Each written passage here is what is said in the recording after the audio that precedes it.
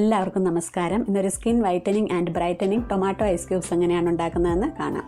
Tomato ice cubes ഉണ്ടാക്കാൻ ഞാനിവിടെ എടുത്തിരിക്കുന്നത് 2 ടൊമാറ്ററാണ്. നിങ്ങൾ ഒരു ടൊമാറ്റോ എടുത്താലും മതി. ഇതുപോലെ ചെറിയ പീസാക്കി കട്ട് ചെയ്ത് എടുക്കുക.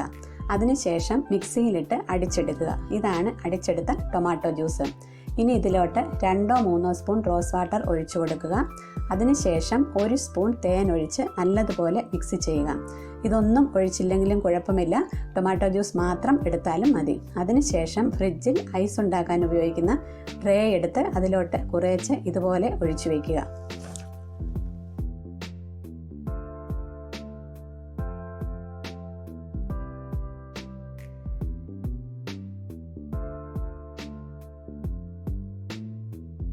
ഒഴിച്ച് 7-8 മണിക്കൂർ ഫ്രീസറിൽ വെച്ചേക്കുക, അല്ലെങ്കിൽ ഒരു രാത്രി മുഴുവൻ വെച്ചേക്കുക.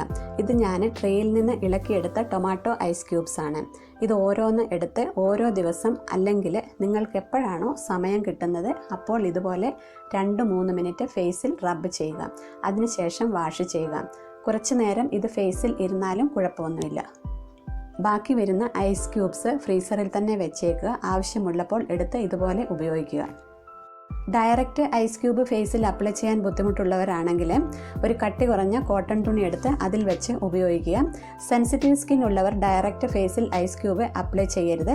മുകളിൽ പറഞ്ഞതുപോലെ കട്ടി കുറഞ്ഞ ഒരു കോട്ടൺ തുണി എടുത്ത് അതിൽ വെച്ച് ഉപയോഗിക്കുക. ഇത് നമ്മൾ ഡെയിലി ഉപയോഗിക്കുകയാണെങ്കിൽ സ്കിൻ കോംപ്ലക്ഷൻ ഫെയർ ആകും. അതുപോലെ ഡാർക്ക് സ്പോട്ട്സും സൺ ടാനിങ്ങും ഒക്കെ മാറി നല്ല ഗ്ലോയിങ് സ്കിൻ ആകും. നമ്മൾ പുറത്തൊക്കെ പോയിട്ട് വീട്ടിൽ വന്നു കഴിയുമ്പോൾ ഇതിലൊരു ഐസ് ക്യൂബ് എടുത്ത് ഫേസിൽ റബ്ബ് ചെയ്യുന്നത് വെയിലൊക്കെ കൊണ്ട് നമ്മുടെ മുഖത്തുണ്ടാകുന്ന കരിവാളിപ്പൊക്കെ മാറിക്കിട്ടാനും നല്ലതാണ്. പിമ്പിൾസിൻ്റെ പ്രോബ്ലം ഒക്കെ ഉള്ളവർക്ക് ഈ ഐസ് ക്യൂബ്സ് ഉപയോഗിച്ച് ഫേസിൽ റബ്ബ് ചെയ്യുന്നത് നല്ലതാണ്. അതുപോലെ മുഖത്തെ എണ്ണമയം കുറയ്ക്കാനും ബ്ലാക്ക് ഹെഡ്സിൻ്റെയും വൈറ്റ് ഹെഡ്സിൻ്റെയും പ്രോബ്ലം ഒക്കെ മാറിക്കിട്ടാനും ഇതുപയോഗിച്ച് ഫേസിൽ റബ്ബ് ചെയ്യുന്നത് വളരെ നല്ലതാണ്. ഇന്നത്തെ വീഡിയോ നിങ്ങൾക്ക് ഇഷ്ടമായി കാണുമെന്ന് വിശ്വസിക്കുന്നു. ഇഷ്ടമായെങ്കിൽ ലൈക്ക് ചെയ്യുക, സബ്സ്ക്രൈബ് ചെയ്യുക, ഷെയർ ചെയ്യുക. അഭിപ്രായങ്ങളൊക്കെ താഴെ കമൻറ്റ് ചെയ്യുക. ഇതുപോലത്തെ നല്ല വീഡിയോയുമായിട്ട് നമുക്ക് വീണ്ടും കാണാം. ബൈ.